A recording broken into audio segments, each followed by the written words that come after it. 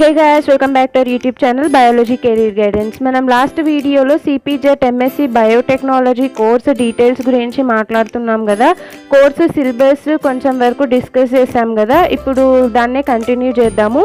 Part 1 video already ఛానల్లో అవైలబుల్గా ఉంది. ఇది పార్ట్ 2 వీడియో. ఆ వీడియో లెంత్ అవుతుంది కాబట్టి దాన్ని హాఫ్ చేసి దీన్ని హాఫ్గా పెట్టాను. Okay, let's get started.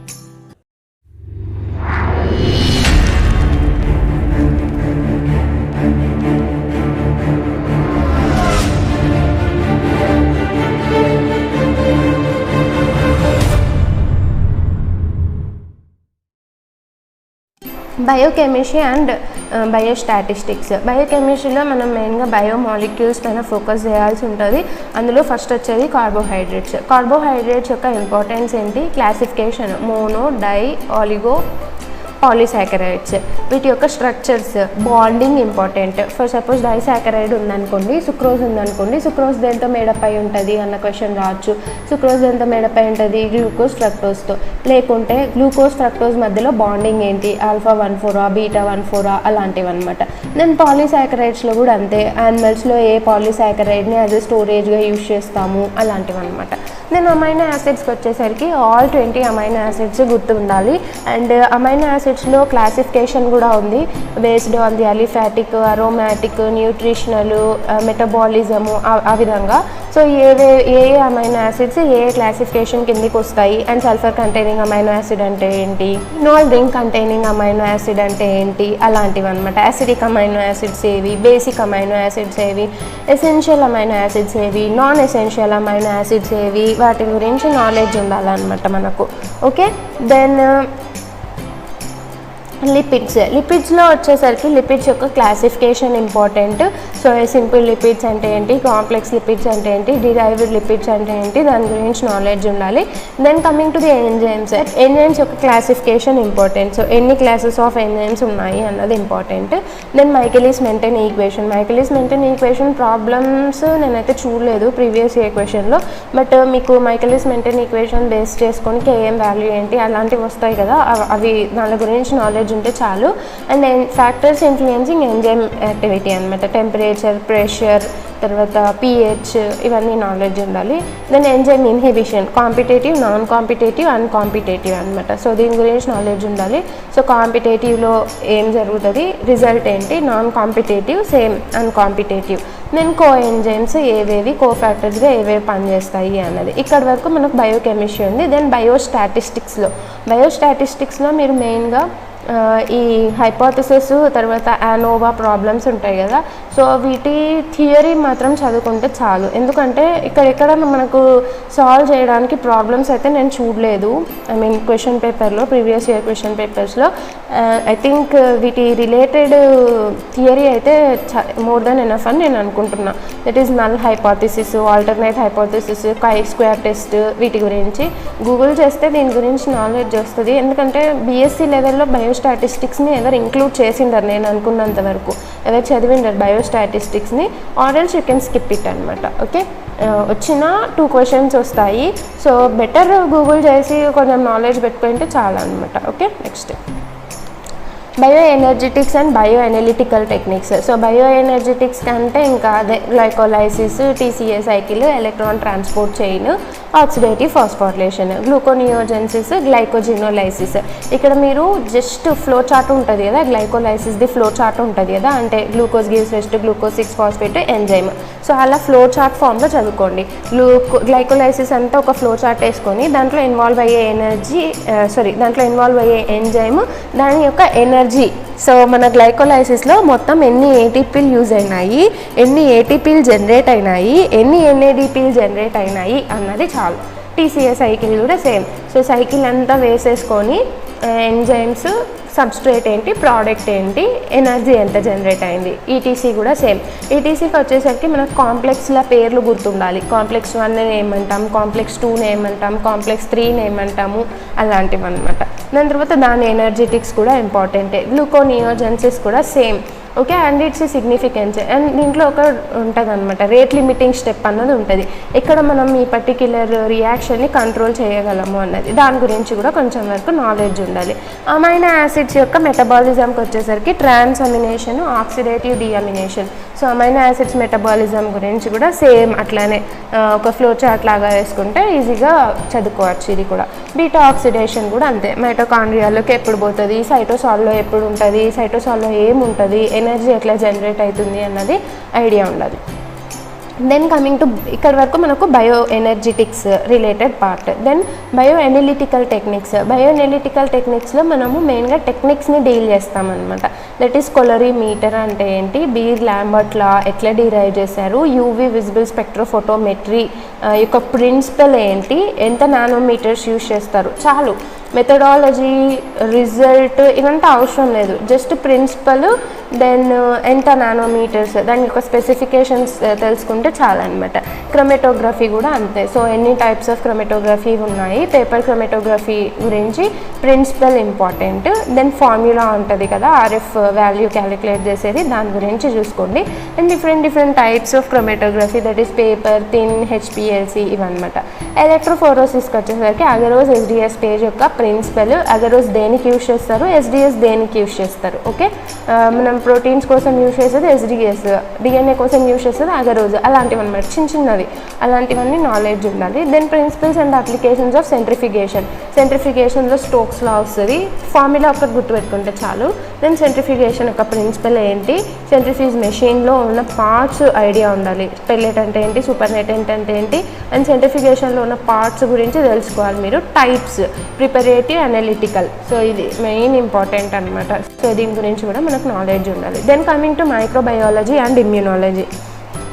Microbiology and ఇమ్యూనాలజీకి వచ్చేసరికి మైక్రోబయాలజీ యొక్క హిస్టారికల్ డెవలప్మెంట్స్, అంటే మనకు స్టార్టింగ్ నుంచి మైక్రోబయాలజీ ఎట్లా స్టార్ట్ అయింది, Antonie van Leeuwenhoek, Louis Pasteur, Robert Koch, different సైంటిస్టులు ఉన్నారు కదా, అలెగ్జాండర్ ఫ్లెమింగ్, వీళ్ళందరి గురించి నేను ఆల్రెడీ వీడియో చేశాను, హిస్టరీ ఆఫ్ మైక్రోబయాలజీ గురించి. సో మీకు కావాలంటే ఛానల్లో అవైలబుల్గా ఉంది, వెళ్ళి చూడండి.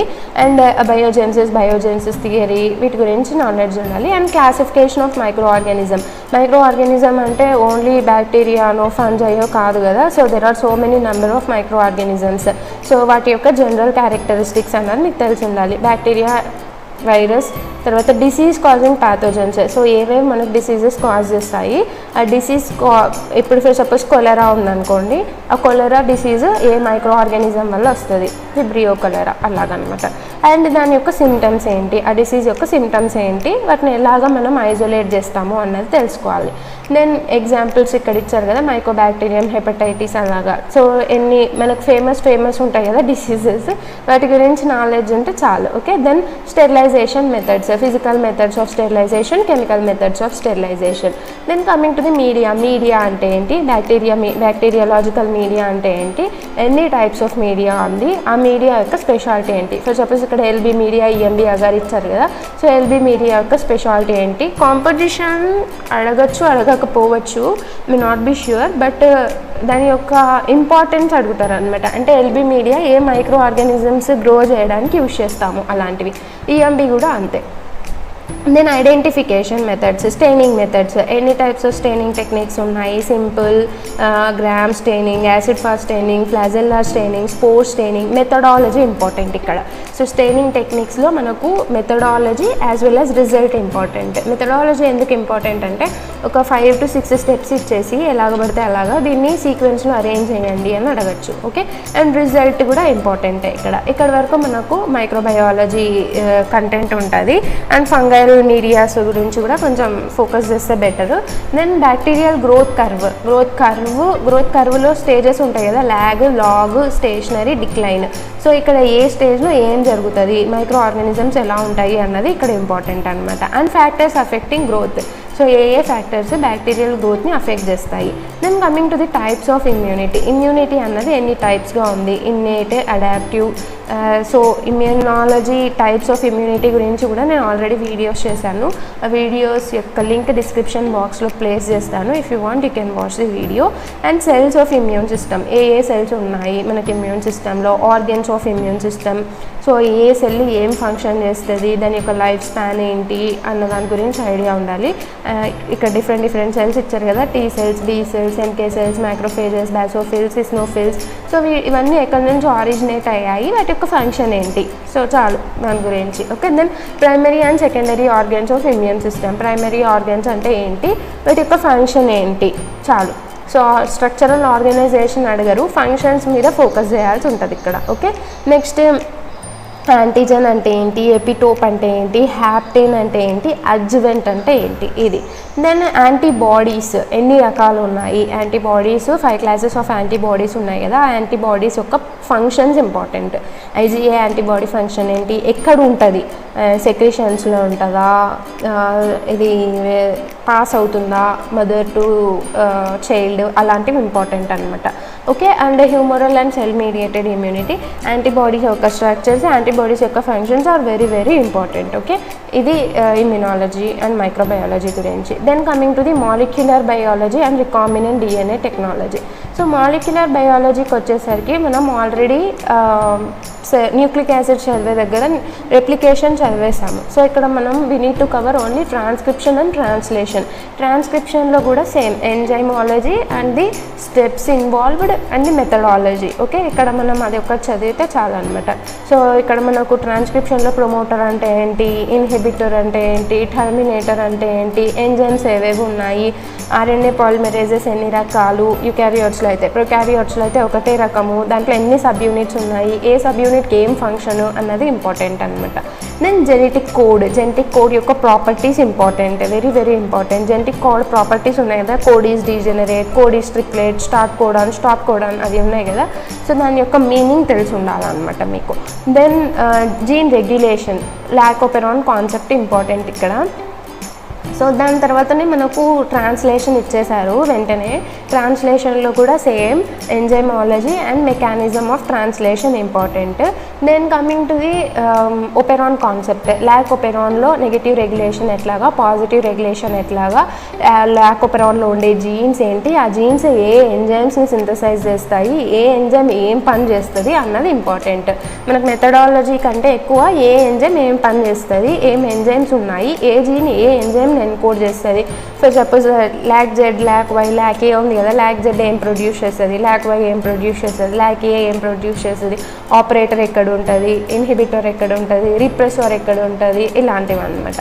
Okay, direction and regulation. So యూకారియాట్స్లో జీన్స్ని ఎలా ఎక్స్ప్రెస్ చేస్తారు అండ్ ఎలాగే రెగ్యులేట్ అవుతాయి.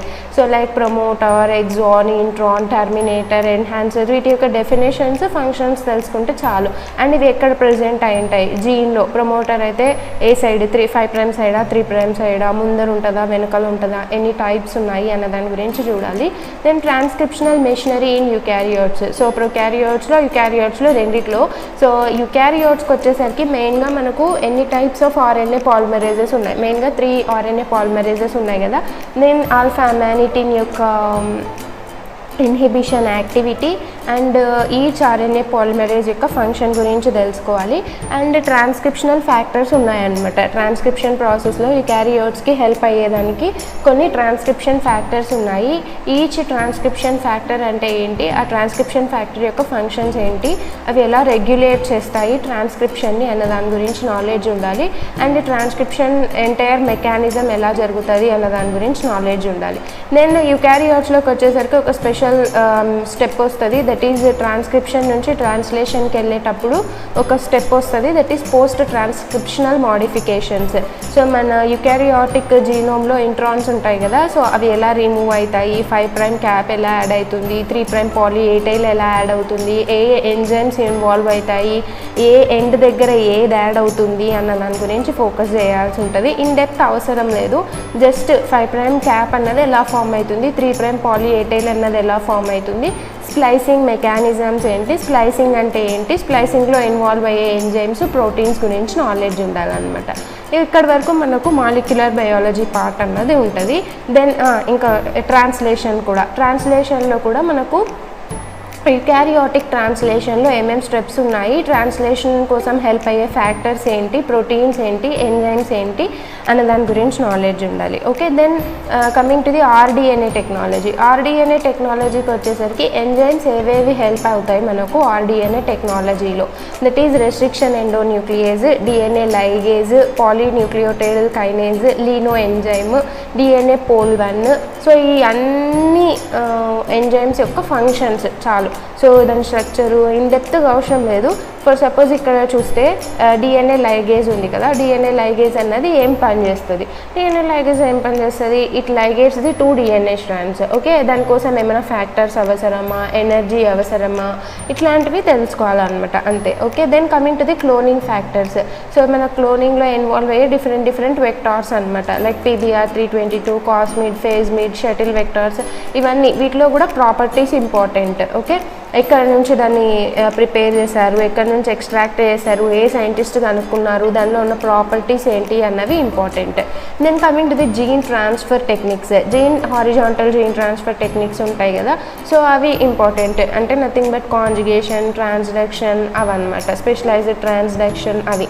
ఓకే, దాని గురించి నాలెడ్జ్ ఉండాలి. And PCR, polymerase chain reaction యొక్క స్టెప్స్, 3 స్టెప్స్ ఉంటాయి కదా, ఆ స్టెప్స్, వాటి యొక్క టెంపరేచర్ రిక్వైర్మెంట్ అండ్ వాటి యొక్క అప్లికేషన్స్. సో PCRని మనం ఎక్కడెక్కడ యూజ్ చేస్తున్నాము అన్న దాని గురించి నాలెడ్జ్ ఉండాలి. ఇది molecular biology and recombinant DNA technology యూనిట్లో చదువుకోవాల్సిన topics. Then coming to the microbial technology. Microbial టెక్నాలజీకి వచ్చేసరికి మనం లైక్ మైక్రోబియల్ బయోటెక్నాలజీ అట్లాంటి టైప్ ఆఫ్ యూనిట్స్ ఇక్కడ ఉంటాయి, అవే మనం ఫోకస్ చేయాల్సి ఉంటుంది. సో మనకు స్కోప్ అండ్ అప్లికేషన్స్ ఈజీగా క్వశ్చన్స్ని సాల్వ్ చేయొచ్చు మీకు నాలెడ్జ్ ఉంటే. ఒకవేళ లేకోకుంటే దీన్ని కూడా ఒకసారి కన్సిడర్ చేయండి. అండ్ మనకి ఇప్పుడు వరకు మైక్రో ఆర్గానిజమ్స్ని యూజ్ చేసి ఏమేం ప్రోడక్ట్స్ని ప్రిపేర్ చేసాము, ఏమేం ప్రోడక్ట్స్ని ప్రొడ్యూస్ చేసాము అన్న దాని గురించి నాలెడ్జ్ ఉండాలి. అండ్ ఫర్మెంటేషన్ టెక్నాలజీ యొక్క ప్రిన్సిపల్స్ ఏంటి, అండ్ ఎన్ని టైప్స్ ఆఫ్ ఫర్మెంటేషన్ ఉంది, like fed batch, continuous batch, ఇట్లాంటి ఫర్మెంటేషన్స్ అండ్ వాటి యొక్క స్పెషాలిటీస్ అనమాట. బ్యాచ్ యొక్క స్పెషాలిటీ ఏంటి, fed batch applications, specialities, disadvantages, advantages. Then microbial production, so వేరే ఆర్గానిక్ మాలిక్యూల్స్, యాంటీబయోటిక్స్ యొక్క ప్రొడక్షన్స్. అంటే ఇక్కడ మీరు థియరీ పార్ట్ కన్నా ఎక్కువగా ఇప్పుడు ఫర్ సపోజ్ సిట్రిక్ యాసిడ్ ఉంది కదా, సిట్రిక్ యాసిడ్ ప్రొడక్షన్లో ఏమేమి చదవాలంటే ఏ మైక్రో ఆర్గానిజంని యూజ్ చేస్తాం సిట్రిక్ యాసిడ్ ప్రొడక్షన్కి, ఆస్పర్జిల్లస్ నైగ్స్, అండ్ దాని యొక్క టెంపరేచర్ రిక్వైర్మెంట్ ఏది, ఏ సబ్స్ట్రేట్ పైన గ్రో అవుతుంది, సిట్రిక్ యాసిడ్ని మనం ఎక్కడెక్కడ యూజ్ చేస్తాం, అలాంటివి చదవాలన్నమాట. సో మనకు temperature, organism, pressure, pH, substrate requirement, applications important. వీటన్నిటిలో cheese, yoghurt, beer, wine, antibiotics, ఇక్కడ నుంచి మెయిన్గా అట్లాంటి క్వశ్చన్స్ వస్తాయి. అంటే ఫర్ సపోజ్ ఇప్పుడు ఇక్కడ ఏదో ఒకటి ఇచ్చేసి చీజ్ ప్రొడక్షన్లో యూజ్ అయ్యే ఎంజైమ్ ఏంటి, ఆ ఎంజైమ్ ఏ ఆర్గానిజం నుంచి ఎక్స్ట్రాక్ట్ చేశారు, లేదంటే గ్లూటామిక్ యాసిడ్ని ఎక్స్ట్రాక్ట్ చేయడం కోసం యూజ్ చేసే మైక్రో ఆర్గానిజం ఏంటి, అట్లాంటి క్వశ్చన్స్ అడుగుతారు అనమాట. Then drugs, therapeutic drugs, monoclonal antibody ప్రొడక్షన్లో మెకానిజం ఇంపార్టెంట్ అండ్ దాని యొక్క అప్లికేషన్స్ ఇంపార్టెంట్ అనమాట. అంటే మళ్ళీ దెన్ ఇన్సులిన్, విటమిన్స్, సేమ్ ఇక్కడ కూడా అంతే. ఇన్సులిన్ని ఎట్లా ప్రొడ్యూస్ చేశారు, రికాంబినెంట్ DNA టెక్నాలజీని యూజ్ చేసి ఇన్సులిన్ హార్మోన్ ఏది, పెప్టైడా, స్టెరాయిడా, ఎన్ని అమైనో, ఇది యాక్చువల్గా అయితే పెప్టైడ్ హార్మోను, ఇది ఎన్ని అమైనో యాసిడ్స్తో మేడప్ అయి ఉంటుంది, రికాంబినెంట్ DNA టెక్నాలజీని యూజ్ చేసి ఫస్ట్ టైం ఏ కంపెనీ ప్రొడ్యూస్ చేసింది ఇన్సులిన్ని, అండ్ ఇన్సులిన్లో డిఫరెంట్ స్టెప్స్ ఉంటాయి కదా, అక్కడ నుంచి క్వశ్చన్స్ అడుగుతారు అనమాట. Okay, then biofuel production, hydrogen ఎట్లా ప్రొడ్యూస్ చేస్తాము, ఆల్కహాల్ని ఎట్లా ప్రొడ్యూస్ చేస్తాము, మీథేన్ని ఎట్లా ప్రొడ్యూస్ చేస్తాము బై యూజింగ్ మైక్రో ఆర్గానిజమ్స్, ఏ మైక్రో ఆర్గానిజమ్స్ ఇన్వాల్వ్ అవుతాయి, వాటి యొక్క రిక్వైర్మెంట్స్ ఏంటి, వాటి యొక్క సబ్స్ట్రేట్ ఏంటి అన్నది ఇక్కడ చూసుకోవాల్సి ఉంటుంది. Okay, this is the syllabus guys. I hope మీకు సిలబస్లో అంటే ఇక్కడ వాస్ట్ సిలబస్ ఉంది, బట్ మనం ప్రతిదాన్ని థియరీ ఎగ్జామ్స్ కోసం బట్టి కొట్టినట్టు కొట్టాల్సిన అవసరం లేదు. ఇక్కడ జస్ట్ మనం ఇంపార్టెంట్ మెమొరీ బేస్డ్ ఫ్యాక్ట్స్ని గుర్తుపెట్టుకుంటే చాలా అనమాట. కాన్సెప్ట్ వస్తే ఆటోమేటిక్గా అన్నీ గుర్తొస్తాయి. ఓకే. నెక్స్ట్ కొన్ని ప్రిపరేషన్ స్ట్రాటజీస్, ప్రిపరేషన్ టిప్స్ ఏమి అంటే ఏమేమి బుక్స్ చదవాలి, ఇంత వ్యాస్ట్ సిలబస్ ఉంది కదా అన్న డౌట్ వస్తుంది. సో ఇక్కడ మెన్షన్ చేసిన ప్రతి ఒక్క సిలబస్కి సంబంధించిన నోట్స్ కానీ మెటీరియల్ కానీ మీకు BSc biotechnology Telugu academy text బుక్లో అవైలబుల్గా ఉంది. మనకు సిపిజెడ్ క్వశ్చన్ పేపర్ చూసుకుంటే అంత ఇన్డెప్త్గా ఏమి క్వశ్చన్స్ అడగలేదు. జస్ట్ వాళ్ళు మెమొరీ బేస్డ్గా క్వశ్చన్స్ అడిగారు, కొంచెం ట్రిక్కీగా అడిగారు, కొంచెం లాజికల్గా అడిగారు. సో ఈజీగా క్వశ్చన్స్ని సాల్వ్ చేయొచ్చు మన దగ్గర కాన్సెప్ట్ ఉంటే. సో కాబట్టి ఇప్పటి వరకు 3 ఇయర్స్వి ఉంటాయి కదా తెలుగు అకాడమీ బయోటెక్నాలజీ బుక్స్, అవన్నీ ఒకసారి తీసుకొని రివైజ్ చేసుకోండి. It's more than enough. Basic బుక్స్నే కన్సిడర్ చేయండి, బికాస్ క్వశ్చన్స్ కూడా చాలా బేసిక్గా అడుగుతున్నారు కాబట్టి అడ్వాన్స్డ్గా ఏం అవసరం లేదు. సో తెలుగు అకాడమీ బుక్స్ కానీ లేదంటే ఫర్ సపోజ్ బేసిక్ బుక్స్ ఉంటాయి కదా లైక్ మైక్రోబయాలజీ కోసం దుబే బుక్, మహేశ్వరి బుక్, లేదా తర్వాత బయోకెమిస్ట్రీ కోసం యు సత్యనారాయణ, ఇమ్యూనాలజీ కోసం ఇదేది సరాస్ పబ్లికేషన్స్ బుక్ ఉంటుంది. అలాంటివి చిన్నవి చాలు. ఆర్పి సింగ్ బయోటెక్నాలజీ అలాంటివి చిన్న బుక్స్, బేసిక్ బుక్సే చాలు. అండ్ మీ బేసిక్స్ని మాత్రం చాలా క్లియర్గా పెట్టుకోండి. కెమిస్ట్రీ సబ్జెక్ట్ని పార్ట్ ఏ కెమిస్ట్రీ 40 మార్క్స్ ఇచ్చిపోతుంది. మనకు ఎంత కెమిస్ట్రీ రాదనుకున్నా సరే నేను చెప్పాను కదా సెలెక్టెడ్గా కొన్ని టాపిక్స్ని, అవి ఒకటి చదువుకున్నా you will get to answer around 10 to 15 questions. So 15 questions మీకు వెయిటేజ్ ఇచ్చిపోతుంది అనమాట. పూర్తిగా వదిలేసే బదులు కొన్ని టాపిక్స్ చదువుకుంటే సో అది ఎంతో కొంత మనకు వెయిటేజ్ ఇచ్చిపోతుంది. కాబట్టి అక్కడ ఒక 15 మార్క్స్ మనం గెయిన్ చేసుకున్నా మిగతావి మన సబ్జెక్ట్లో గెయిన్ చేసుకునే ఛాన్స్ అన్నది ఉంటుంది, స్కోర్ పెరుగుతుంది అనమాట. ఓకే. అండ్ దీనికోసం మనం ఏ కాంపిటేటివ్ ఎగ్జామ్కి అయినా సరే ఒక టాపిక్ చదవడము, ఆ టాపిక్ రిలేటెడ్ ఎంసీక్యూస్ని సాల్వ్ చేయడం అన్నది అలవాటు చేసుకోండి.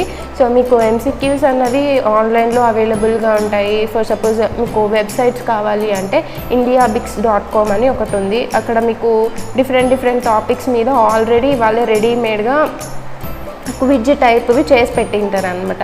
సో అవి సాల్వ్ చేయండి మీ సెర్చ్ చేసుకొని, లేదంటే స్టాండర్డ్ బుక్స్వి కూడా బిట్స్ ఉంటాయి, బట్ అవి కొంచెం ఏమంటారు టఫ్ ఉంటాయి. కాబట్టి ఇట్లాంటి చిన్నవి లేదంటే ప్రీవియస్ ఇయర్ క్వశ్చన్స్ ఈ యూనివర్సిటీ అంటే సిపిజెట్వి మాత్రమే కాదు, డిఫరెంట్ లోకల్ యూనివర్సిటీస్ మనకు ఆఫర్ చేస్తుంటాయి కదా కోర్సెస్ బయోటెక్నాలజీని.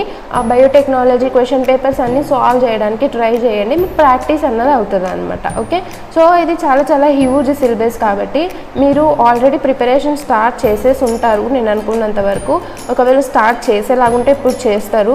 సో మీరు ఎగ్జామ్ వచ్చేసరికి ఇప్పుడు చదువుకున్నది అప్పటికి గుర్తుండదు అనమాట. కాబట్టి వీక్లీ వన్సో మంత్లీ వన్సో మీరు అప్పటి వరకు ఎంత చదువుంటారో అంత మొత్తం ఒకసారి రివైజ్ చేయండి. అండ్ అంతా 3 ఇయర్స్ సిలబస్ బయోటెక్నాలజీ మైక్రోబయాలజీవి మెయిన్గా అన్నీ ఒకసారి రివైజ్ చేసుకోండి. ఈజీగా ఎగ్జామ్ని క్వాలిఫై అవ్వచ్చు. Okay. I wish you all the very best guys. I hope you will get a seat in good university. తర్వాత వీడియోలో నేను సిపిజెట్ ఎంఎస్సి బయోటెక్నాలజీ క్వశ్చన్స్ని సాల్వ్ చేస్తాను. Until then, if you like this video, please hit the like button, subscribe the channel and share it with your friends. Thank you for watching.